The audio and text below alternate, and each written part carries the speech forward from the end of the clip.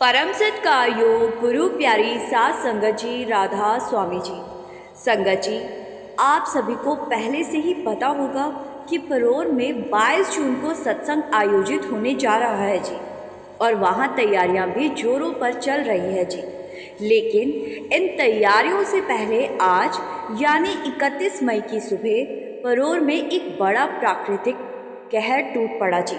अचानक हुई भारी बारिश और ओलों की ज़बरदस्त मार ने सत्संग पंडाल को भी नुकसान पहुंचाया जी।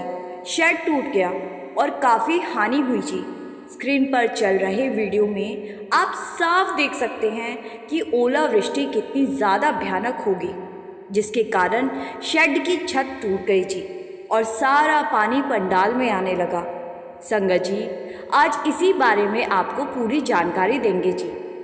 साथ ही ये भी बताएंगे कि आज सिडनी में हजूर महाराज जी ने क्या क्या किया जी, संगत को कैसे दर्शन दिए और किस तरह सवाल जवाब का सेशन हुआ जी।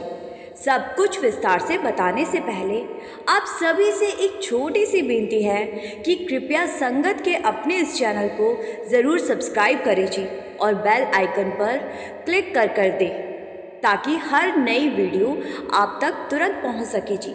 साथ ही इस वीडियो को लाइक करें और नीचे राधा स्वामी जी जरूर लिखें जी। अब बात करते हैं आज सुबह परोर की। वहाँ अचानक मौसम ने करवट ली और ज़बरदस्त बारिश के साथ बड़े बड़े ओले गिरने लगे जी। आपने वीडियो में साफ देखा कि ओले कितने भारी और खतरनाक थे, जिसमें साफ देखा जा सकता है कि शेड की छत में जगह जगह छेद हो चुके हैं और काफ़ी नुकसान हो चुका है। अब सवाल उठता है, क्या 22 जून को होने वाले परोर सत्संग पर इसका कोई असर पड़ेगा? तो इसका सीधा और स्पष्ट जवाब है नहीं। सत्संग अपनी तय तारीख पर ही है, पूरे जोश और श्रद्धा के साथ होगा जी। जिन संगत ने 22 जून को परोर पहुंचना है जी, वे 18 जून से ही वहां आना शुरू कर सकती है जी। आप निश्चिंत होकर आइए, सत्संग पूरी श्रद्धा और सुंदरता से संपन्न होगा जी। कुछ लोग कह सकते हैं कि ये तो बहुत बड़ा नुकसान हो गया, लेकिन सच्चाई ये है कि जो भी होता है वो भी मालिक की ही रज़ा में होता है जी। हो सकता है कहीं बाहर इससे भी बड़ा नुकसान होने वाला हो, लेकिन मालिक ने वो सब अपने ऊपर ले लिया और हमें सुरक्षित रखा जी। बानी भी यही कहती है, कौन जाने गुण तेरे सतगुरु, कौन जाने गुण तेरे। संगत जी, बाबा जी के सेवादार इस तबाही के बाद हुए नुकसान को कुछ ही दिनों में फिर से पहले जैसा कर देंगे जी।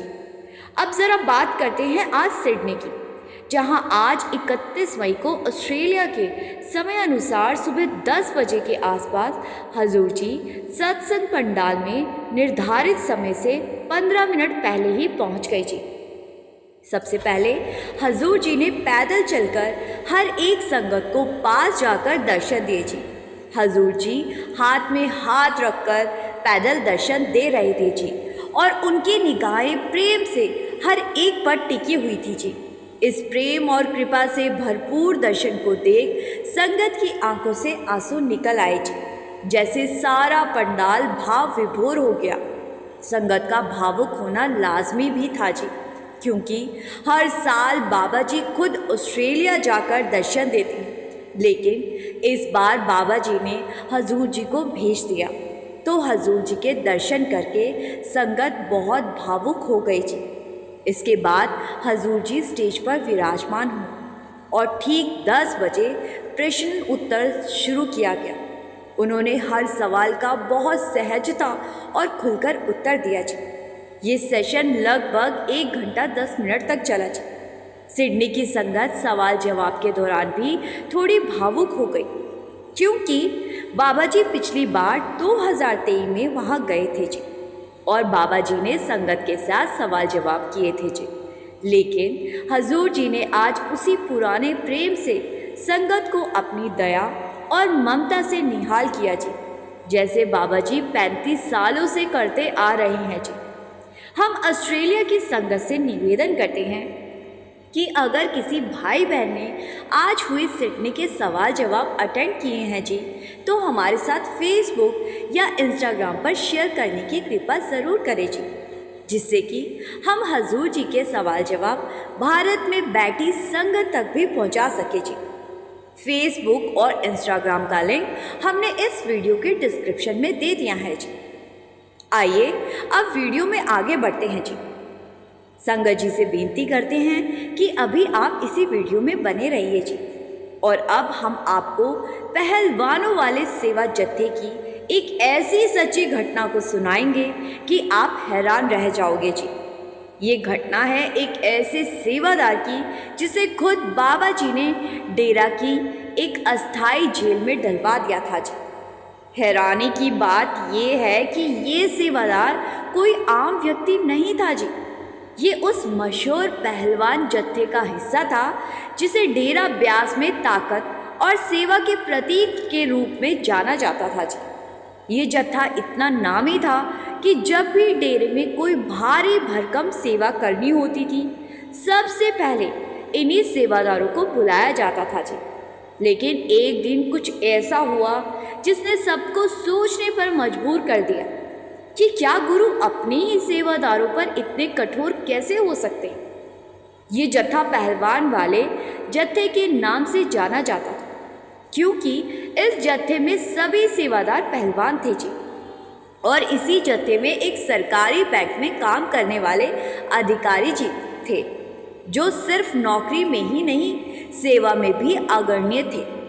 शरीर से बलशाली और दिल से सेवा भावी इस भाई ने बैंक में ऊंचे पद पर काम करते हुए कई बार अपने ओहदे का गलत इस्तेमाल किया जी। वो सोचता था कि मैं गरीबों के पैसे नहीं मार रहा, बस एक बड़ी संस्था से थोड़े बहुत पैसे की हेरा फेरी कर रहा हूँ, इससे किसी को क्या फर्क पड़ता है। लेकिन संगत जी, सच यही है कि चाहे अपराध किसी के साथ भी किया जाए, उसका बोझ आत्मा पर ज़रूर चढ़ता है। उस समय इस भाई ने लगभग 8 से 9 लाख रुपए का घोटाला किया था, जो आज की तुलना में करीब 50 लाख के बराबर हो सकता है। नौकरी के बाद जब वो रिटायर हुआ तो उसे लगा कि अब बाकी जीवन सेवा में बिताना चाहिए। उसने पूरा ध्यान सेवा पर लगा दिया जी और अपने पहलवान जत्थे के साथ डेरा जाने लगा जी। कोई भारी सेवा होनी हो, पेड़ उखाड़ना हो या मिट्टी हटानी हो, तो इस जत्थे को बुलाया जाता और ये भाई अपने जत्थे में पूरे जोश से भाग लेता। लेकिन संगत जी, किस्मत की चाल कौन जानता है। एक दिन इसी जत्थे को 3 दिन की विशेष सेवा के लिए डेरे में बुलाया गया जी। सेवा के पहले दिन सुबह जब ये भाई उठा तो उसे याद आया कि वो साबुन और तेल घर से लाना भूल गया। वो डेरे की दुकान पर पहुंचा और लाइन में लग गया जी। लेकिन जल्दी सेवा पर वापस जाने की चिंता में बार बार लाइन बदलने लगा। जहाँ भी छोटी लाइन दिखती वहाँ लग जाता। उसी समय वहाँ खड़े एक सिक्योरिटी सेवक की नज़र उस पर पड़ी। उसे शक हुआ कि ये व्यक्ति कुछ गड़बड़ कर रहा है। बस फिर क्या था, उसने अन्य सुरक्षा सेवकों को बुला लिया। इस भाई ने सफाई देने की कोशिश की, लेकिन किसी ने उसकी बात नहीं सुनी। उसे एक ऐसे कमरे में बंद कर दिया गया जो दिखने में किसी अस्थाई जेल से कम नहीं था। अब कल्पना कीजिए संगत जी, एक समर्पित सेवादार जो बाबा जी के बुलावे पर सेवा के लिए आया था, अब उसी डेरे में बंद कमरे में 10 दिन तक कैद कर दिया गया, तो उस पर क्या बीत रही होगी। बाहर से एक सेवादार तीनों टाइम खाना खिड़की से अंदर रख देता और चला जाता जी। अंदर बैठा ये भाई बार बार सोचता रहा, आखिर मेरी गलती है क्या? क्या सिर्फ लाइन बदलना इतना बड़ा अपराध था? वो रोता रहा, खुद से सवाल करता रहा, लेकिन जवाब कोई नहीं था जी। 10 दिन पूरे होने के बाद जब उसे बाहर निकाला गया तो वो सीधे बाबा जी की कोठी की तरफ दौड़ा। वहां जाकर उसने ड्यूटी पर खड़े सेवादारों से विनती की कि मुझे बाबा जी से मिलने दीजिए, उन्हें मेरी बात सुननी ही होगी। कई बार के आग्रह के बाद बाबा जी को बताया गया और बाबा जी ने भी मिलने की अनुमति दे दी जी। जैसे ही ये भाई बाबा जी के सामने पहुंचा, उसकी आंखों से आंसू थमने का नाम ही नहीं ले रहे थे। वो फूट फूट कर रोने लगा और बाबा जी से कहने लगा कि बाबा जी, मैं तो आपका एक छोटा सा सेवादार हूँ। आपने खुद हमें सेवा के लिए बुलाया था और मैंने बस इतना किया कि दुकान पर छोटी लाइन देखकर उसमें खड़ा हो गया ताकि जल्दी सामान लेकर सेवा में जा सकूं। क्या ये इतनी बड़ी भूल थी कि मुझे 10 दिन तक कैद में रखा गया? बाबा जी शांत भाव से उसकी तरफ देख रहे थे जी। उसकी पूरी बात को सुनकर बाबा जी थोड़ी देर बाद बोले, मैं जानता हूँ कि तुमने डेरे में कोई गलती नहीं की और ये भी जानता हूँ कि तुम्हें 10 दिन तक जिस कमरे में रखा गया वो मेरे ही कहने पर किया गया। ये सुनते ही उस सेवादार के तो जैसे पैरों तले जमीन ही खिसक गई। उसकी आंखें और ज्यादा भर आई और कांपती आवाज में वो पूछने लगा, बाबा जी, आपने ऐसा किस लिए किया? मेरी गलती इतनी बड़ी तो नहीं थी कि मुझे यूं बंद कर दिया जाए।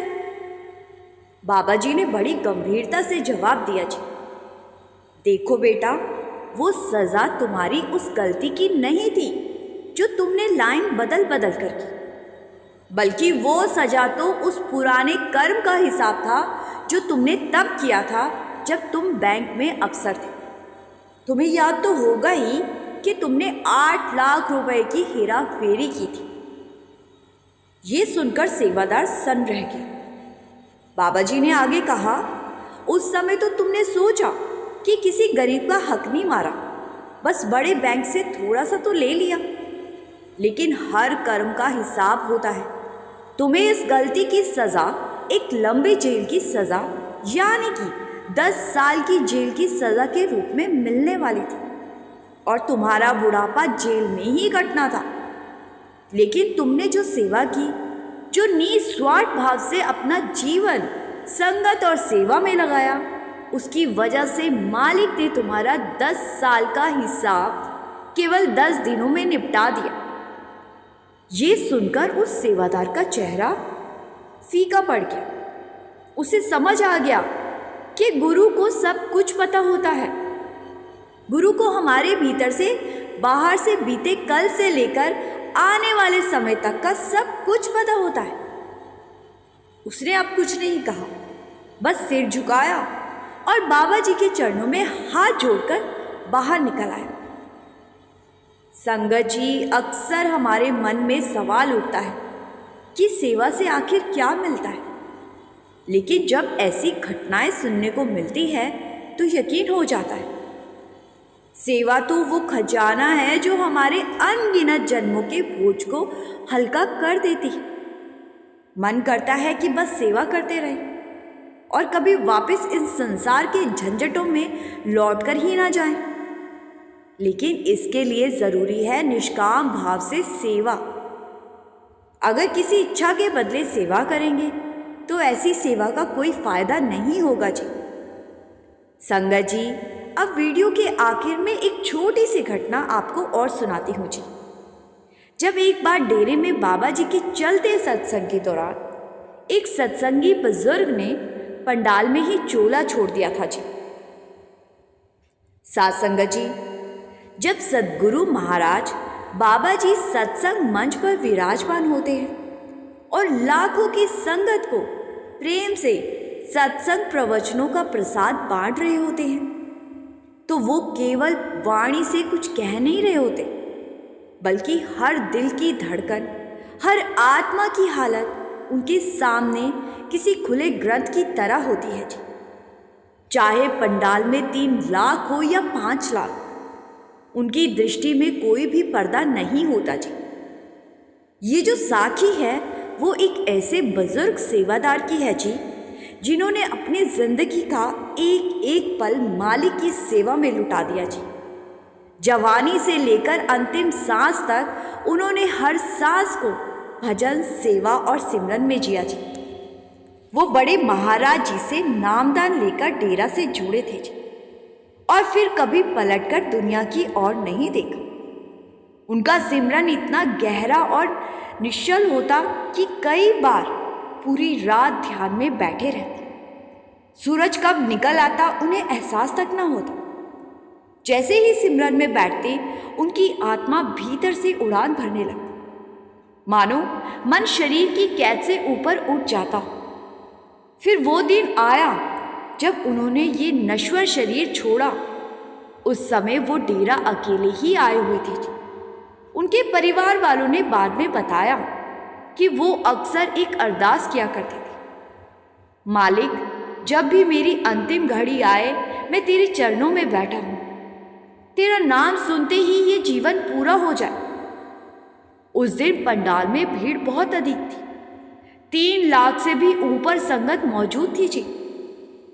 बाबा जी स्टेज पर विराजमान थे और सत्संग फरमा रहे थे। वो बुजुर्ग हमेशा की तरह जमीन पर संगत के बीच ही बैठे थे।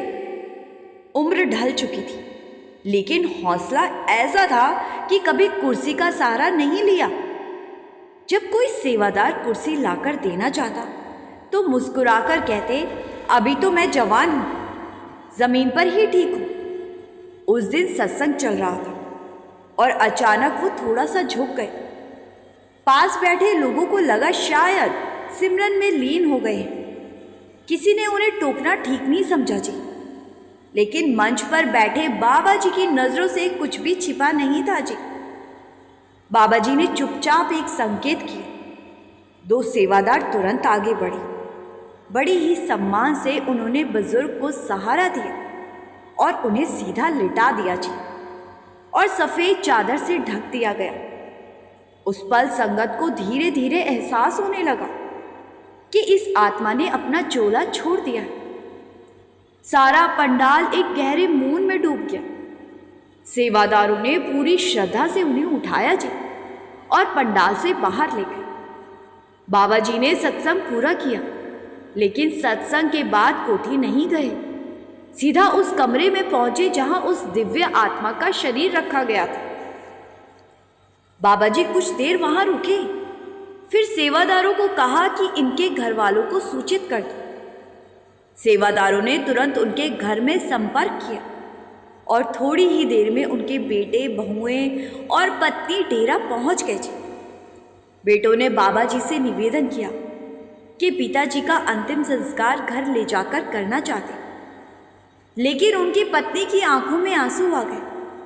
उन्होंने बड़ी विनती से कहा, अगर मालिक की रजा हो तो इन्हें यहीं इसी पावन धरती पर विदाई दी जाए। यही इनका घर है, यही इनका संसार है। डेरा प्रशासन ने अनुमति दे दी और उनका अंतिम संस्कार डेरा परिसर में उस जमीन पर हुआ जिसे वो जीवन भर पूजते रहे।